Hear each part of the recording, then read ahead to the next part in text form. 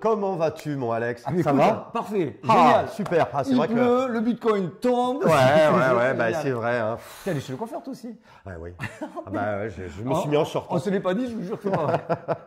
Ouais, c'est vrai qu'on s'est fait tendre cette semaine. Ouais, quand même, on s'est fait tondre, on s'est fait tondre. Mais bon, bah déjà, par rapport à la petite chaîne, petite clochinette. S'il vous plaît, si vous pouvez activer la petite cloche, abonnez-vous. Voilà, ça fait toujours plaisir. Ça maintient la chaîne gratuite, sans pub. On creuse pour vous pas mal de contenu. Ouais, ça fait plaisir.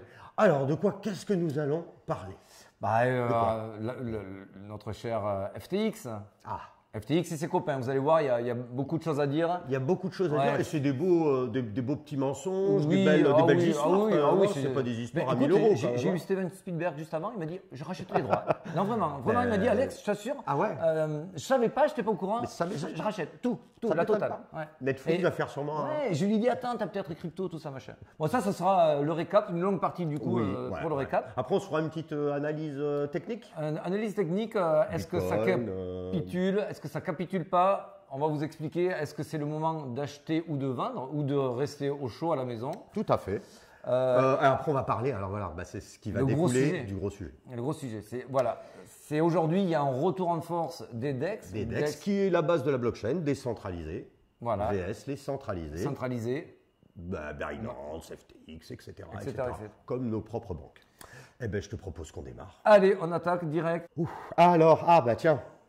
Voilà, donc ça permet de nous donner 2-3 petites. Et c'est marrant parce que ça va nous amener directement sur le récap de la semaine. Oui, c'est vrai. Bon, TWT. Alors c'est quoi? Trust Wallet, token. Trust Wallet, DeFi. Un peu un MetaMask. Un peu un MetaMask. On vous en parle dans le sujet. Bien sûr, le grand perdant FTT, moins 93,6. Ça fait mal. On voit qu'il entraîne tous les projets dans lesquels il était soit partenaire, soit il détenait des jetons. Ça dévisse. Solana. Voilà, tout ça. Et après, tu nous parleras, je vois un petit croc là aussi, moins 42. Oui, alors un peu le bouillon, lui. On va en parler juste après dans le récap. Et maintenant aussi, vite fait, c'est pour éviter de parler que de FTX pendant tout le récap. En effet, il y a eu beaucoup de news qui sont passées, il y a beaucoup d'infos. Rappelez-vous, on avait fait un tuto ou une petite vidéo vous expliquant qu'on n'était pas, nous, aussi enthousiastes que ça sur le métaverse, que pour l'instant, on était trop early sur le métaverse et notamment de se méfier de Decentraland et Sandbox. Et là, Decentraland vient de reprendre un autre bouillon, malgré qu'ils aient fait un festival de musique, ça a été un flop total. Donc voilà, tout ça pour vous dire, faites attention aussi sur le métaverse, c'est peut-être trop beau. Donc du coup, eh bien, voilà, regarde-moi ça, mais de quoi on parle? Je sais même pas par quoi commencer. Allez, vas-y, résume. Je sais même pas. Vas-y, il me saoule. En gros, il s'est fait prendre les mains un peu dans la confiture. Voilà. C'est suite à un tweet, en fait, juste à une demande. Oui, c'est ça. Almeida Research, qui a été sollicité par Binance. C'est ça. Alors bon, pour la faire courte, il a raison. Bon, ça va être. On a ouvert la boîte de Pandore. Et on va voir qu'il y a beaucoup de problèmes avec FTX, qu'il est loin d'être blanc. Il a essayé de fuir cette nuit. Il a été rattrapé. Il est au Bahamas, là. Si vous y êtes, n'hésitez pas. Allez-y, faites-lui un petit coucou, mais il est interrogé. Voilà. Alors, pour savoir maintenant, on va pas vous refaire toute l'histoire. Je pense que vous l'avez suivi pour ceux qui sont à fond là-dedans. Juste vous expliquer quelque chose. Même si effectivement, il est pas loin de la faillite. Techniquement, il n'est pas en faillite. Il a été mis en Chapter 11. Chapter 11 ou chapitre 11, c'est l'équivalent d'une mise en sauvegarde en France. Alors voilà, donc ça veut dire c'est pas faillite, on ferme pas les bureaux. FTX n'est pas liquidé. C'est comme en France, quand tu es mis en sauvegarde, en France on a un administrateur qui est là comme un tuteur pour contrôler ce qui se passe dans la société. Et là-bas ils appellent ça un régulateur. Et en fait, grosso modo, toutes les dettes sont gelées, toutes les factures sont gelées. Et il continue à tourner pour savoir pourquoi c'est faire, pour voir si la société est viable, si elle peut être rachetée. Et ça c'est temporellement sur une année. Mais si très vite ils se rendent compte que c'est mort, il n'y a rien à faire avec FTX, là une liquidation sera mise en place. C'est grave. Pourquoi on n'est pas tout de suite passé par la faillite? Est-ce que c'est normal? C'est le process normal? On passe par une mise en sauvegarde. après en liquide ou... Ça dépend. C'est d'abord le patron qui demande à l'administration de se placer en sauvegarde ou en faillite. Il pouvait très bien dire je mets ma société en faillite, on ferme tout, merci, au revoir. Ce cas, s'il fait ça, il n'avait plus du tout accès au compte, tout était fermé. En se mettant en sauvegarde, il avait encore accès au compte. Alors, est-ce que ça avait été fait exprès? Puisque si vous suivez toutes les frasques de FTX, on sait que depuis qu'il est mis en sauvegarde en Chapter 11, ils ont encore beaucoup trafiqué des comptes, rajouté des jetons FTT il y a 2 heures pour 200 millions de FTT, quasiment 400 millions d'euros. Donc, il se passe beaucoup de choses très sales. Il fallait pas, alors parce qu'il y en a beaucoup qui se posent la question, j'en ai entendu beaucoup, on rachète pas du FTT là. Il n'y a pas vraiment de valeur. Ça ne veut pas dire qu'il n'y aura pas un micro-rebond, mais c'est quand même dangereux. Hein. Faut vraiment... Là, le risk-reward, le RR, il n'est pas du tout en votre faveur. Donc, si vous êtes joueur casino, faites-vous plaisir. Hein. Chacun fait ce qu'il veut. Mais le risque est énorme. On l'a eu pour Lunce à l'époque, ex-Luna. Il y en a qui en ont racheté. Moi, j'en ai fait partie. On a récupéré un petit peu, mais on a gagné pas grand-chose. Donc, d'accord, c'est beaucoup de risques pour peu de gains. Mais là où ça devient très intéressant, et c'est pour ça qu'on va faire un petit peu plus long sur le récap cette semaine particulièrement, c'est qu'en fait, à travers tout cela, on voit que ça fait un petit cataclysme au sein de tous les exchanges traditionnels. Est-ce que c'est pas bien? Ça va balayer. Ça va balayer. Ouais, ça va balayer, les mauvais vont tomber enfin.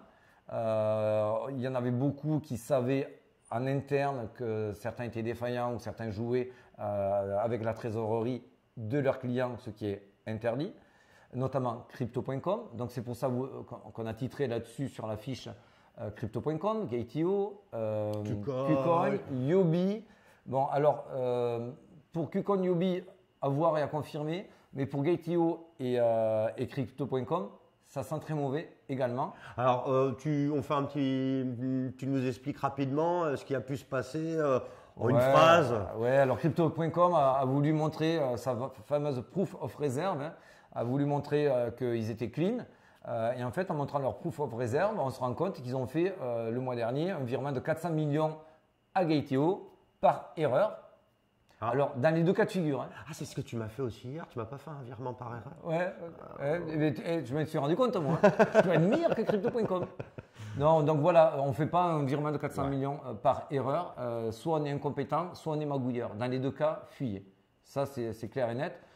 Sachant que Gate.io, eux, la semaine d'après, ils devaient publier leur proof of research, reserve, et donc du coup, ils ont pu, grâce à cet argent-là, très certainement augmenter leur réserve virtuellement. Voilà, rien n'est sûr à 100% de ce qu'on vous dit, mais quand on voit que FTX c'était là et que ça tombe, aujourd'hui, soyez prudents et voyez le mal partout. Ne faites confiance à personne. Tout à fait, et ça s'appelle en fait un Black Swan. C'est un événement inattendu et c'est surtout, si ça n'était pas arrivé, on serait probablement à 25, 26, etc. Bon, là, on a pris une douille. Hein. Exactement. Bon, dommage par rapport aux actions S&P qui montaient, etc. On avait eu des bonnes nouvelles, du CPI. Bon, tout ça, c'est balayé. Balayé, c'est pour ça que sur l'analyse du coup du Bitcoin cette semaine, vous voyez, lundi dernier, on était ici, on venait de casser la trendline. Là, on est en weekly, chaque bougie, c'est une semaine. Donc, on avait la trendline en orange, on l'a cassé la semaine dernière. On fait un super move. Et le Black Swan arrive, ça nous fait chuter sur la trendline. Ce qui est intéressant à ce niveau-là aujourd'hui, c'est de voir quand même qu'on est dans la zone de rechargement, la boîte violette, même légèrement en dessous. Tout en bas. Voilà, donc ça veut dire que quand même, ce n'est pas si négatif si on est investisseur ou voire holder. Ça veut dire que la localisation est extra pour faire du DCA. Donc bien sûr que c'est une très bonne localisation. Après, ça ne veut pas dire qu'on ne va pas dégringoler le long de cette tendance. Je vais vous le montrer en daily où ce sera plus visible. Parce qu'ici, on a un trou dans la value qui est entre 12 000 et 16 000. On y est sur le haut de la value. Et ça peut descendre jusqu'à 12 13 000. Voilà, là où je vous ai mis le dollar. Donc ça, on sait qu'il y a eu très peu de volumes qui ont été négociés, travaillés sur cette zone-là. Donc ça peut effectivement vouloir aller là-dedans. Alors d'ailleurs, petit parallèle, tu n'as rien vendu toi? Alors, j'ai rien vendu et moi, je ne conseille pas de vendre. Pareil. Et surtout, si vous êtes holder, c'est vraiment le très mauvais plan parce que la fenêtre qui vous reste aujourd'hui de baisse est tellement petite que si vous décidez de vendre et que ça remonte dans une semaine, 2 semaines… On ne vend pas sur un support, déjà. On va pas. Non. Enfin, je connais personne qui… Comme on le dit toujours, il faut vendre quand c'est au top et acheter quand c'est en bas. Quand tout le monde pleure, on y viendra tout à l'heure. On a une petite courbe sympa à présenter sur… Alors, en daily, je vous ai tracé vite fait, là, chaque bougie, c'est une journée. Ça, c'est tracé en jaune, c'est le plan A.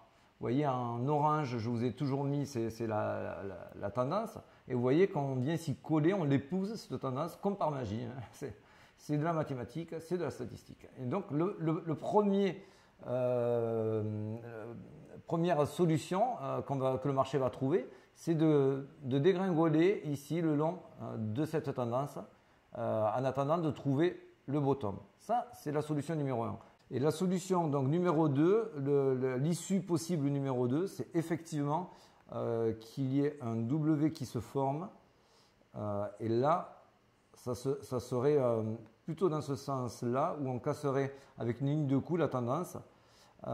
C'est l'option que je privilégie, mais aujourd'hui, on est vraiment sur du 50-50. Donc, il faut voir si ça casse le support des 15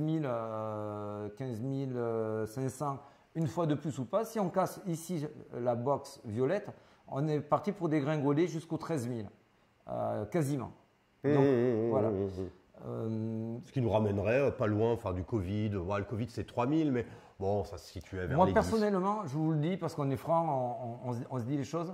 Moi, j'ai mis un ordre d'achat sur le support à 15 500. Une partie de mon cash, même pas 25% de ce que j'avais mis en cash de réserve pour acheter au bottom. Comme ça, si ça repart à la hausse, comme je vous l'ai tracé ici, bon, eh bien, j'ai rebagué, je suis content. Si ça casse, je rebague encore plus bas et ça me fait un très bon DCA. Pourquoi on vous parle de faire du DCA maintenant alors que tout le monde panique, tout le monde retire son argent des exchanges? Parce qu'en fait, je reste quand même convaincu qu'on est dans la phase de capitulation.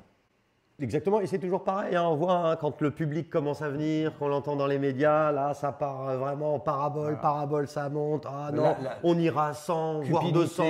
Illusion, et on arrive c'était printemps 2021 avec les tops. Il y a eu le rebond. Voilà, le rebond, le fameux quand vous voyez retour à la normale, c'est le fameux blow-off top où tout le monde se dit ça va casser, non. Et là, vous avez les 1 an de bear market qu'on est en train de faire. Hein. Aujourd'hui, ça capitule. On n'est pas loin du désespoir. Ouais, alors on s'est posé la question, c'est pas capitulation pour moi, on est encore en capitulation, c'est peut-être pas le désespoir. Désespoir, c'est on vous en parle, vous mettez des claques à celui qui vous parle. On n'est pas encore en désespoir, mais l'histoire de FTX et crypto.com, tout le monde retire son argent et le laisse de côté. Donc, c'est à part entière du désespoir. C'est vrai. Ouais, ça veut dire on laisse tomber l'affaire quand même. Je vous ai mis quelque chose, là je vous l'ai mis en blanc pour que ça contraste un petit peu plus. Donc là, on est sur le SOPR, le graphique en bas du Bitcoin. Bitcoin au-dessus en weekly, en bas le SOPR. Le SOPR, c'est les pertes sur les transactions Bitcoin faites. On voit ici au Covid qu'il y a eu énormément de pertes. Ça a relancé juste après le Covid. Là, on voit que depuis le bear market, ça perd. Et là, on vient de faire encore un plus bas. C'est la deuxième fois qu'on passe en dessous du fameux -1 du SOPR. C'est des valeurs clés qui montrent que là, on a beaucoup perdu d'argent. Ça capitule pas mal. Ça peut capituler plus, attention, mais on est déjà dans une phase qui laisse présager que c'est du bottom. Un autre graphique qui est tout aussi intéressant pour moi, le RHODL, en fait, c'est le ratio de holder. Cette box verte, elle est importante. Hein. C'est la box d'achat. C'est la box d'achat. En gros, voilà, c'est la box qui fait mal, mais… Qui ne s'est jamais trompé sur les bottoms. Hein. Là, en 2016, bottom, on voit le rallye derrière. 2019, bottom, on voit le bull run plus qu'un rallye derrière. Et là, on est en train de faire le troisième. Hein, quand on descend en dessous des 500 et notamment à 300, ce qui est le cas en ce moment. Ça veut dire qu'on est vraiment sur un indicateur qui nous explique que ça capitule et qu'il y a de moins en moins de gens qui hold, donc ça fait peur et que du coup, c'est des signaux de beau temps. Exactement, on appelle ça souvent, même pour les financiers, ça s'appelle la discount, la zone discount, et en haut, là, la rouge, la zone premium, c'est là où on vend, en gros. Alors, une fois que vous avez dit ça, qu'est-ce qu'on fait? Est-ce qu'on rachète sur un sexe, sur un DEX? Ah, alors moi je vais vous dire quand même, désolé si je suis un petit peu fatigué, hier jusqu'à 4 h du matin, j'ai tout sorti. Non mais tu as raison, Tu vois, hein, moi je vais être honnête aussi, moi j'ai été très honnête. Gaitio qui était très bon pour les petits coins, j'ai retiré. Crypto.com, j'ai retiré. Il faut retirer dès que vous avez aujourd'hui. Il ne faut plus laisser la part au doute. Vous avez la moindre rumeur, on retient. Exactement. Et le principe de la blockchain, c'est la décentralisation, donc les DEX. Exactement. Alors, on va essayer d'être rapide pour ne pas faire trop long sur cette vidéo, mais il y a beaucoup de choses à dire. Donc, c'est vrai que là on voit qu'il y a une petite guerre entre les SEX et les DEX, entre la CeFi et la DeFi. Donc, c'est la finance décentralisée. Et la finance centralisée et la classique. Finance centralisée. Voilà, pour résumer, pour être le plus simple possible, quand vous êtes dans la blockchain DeFi à travers un DEX, c'est vous-même qui êtes votre propre banque, c'est vous-même qui possédez vos jetons. Quand vous êtes centralisé, donc chez Binance, chez FTX, feu à son âme, là c'est tout autre, c'est que vos clés appartiennent à la banque centralisée. Comme pour une banque traditionnelle, votre argent il est à la Société Générale, la Société Générale coule, eh bien, vous allez pleurer auprès de la Société Générale qui vous les rende, mais ils ne vous appartiennent plus, c'est dans les coffres de la Société Générale. Tout à fait. Que ce n'est pas du tout le cas sur les DEX.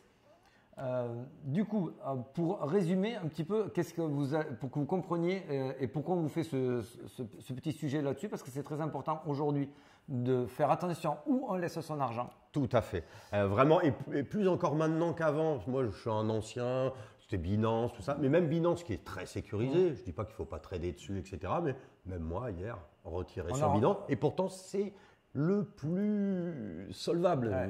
Bon. Alors, il faut savoir que on parle de hot wallet et de cold wallet. Ouais. Donc, déjà, nous, on vous conseille, si vous ne l'avez pas déjà fait, prenez une Ledger, ça marche très bien, pour retirer tous vos coins qui sont en hot wallet pour les mettre en cold wallet. Cold, ça veut dire c'est froid, c'est hors du système. Un petit portefeuille dans votre poche. C'est du hardware. Voilà, exactement. Le hot wallet, c'est du software, c'est-à-dire que c'est visible et donc hackable ou le volé par FTX. FTX, c'était du vol. On appelle ça le non custodial quand il n'y a pas de gardien. Et quand c'est un custodial, il y a un gardien comme Binance qui est le gardien, le tuteur de vos jetons. Il a la clé privée et votre clé publique. Alors que quand vous êtes un non custodial, à savoir un MetaMask ou un Ledger, là les clés vous appartiennent et vous en êtes le propriétaire. Voilà, le propriétaire de vos tokens. Vous avez acheté je ne sais quoi, on va dire Chili's, je dis n'importe quoi. Vous avez vos clés privées, vos tokens vous appartiennent, alors que quand c'est sur Binance, c'est Binance qui a votre clé privée. Si vous ne la demandez pas, ça reste chez eux.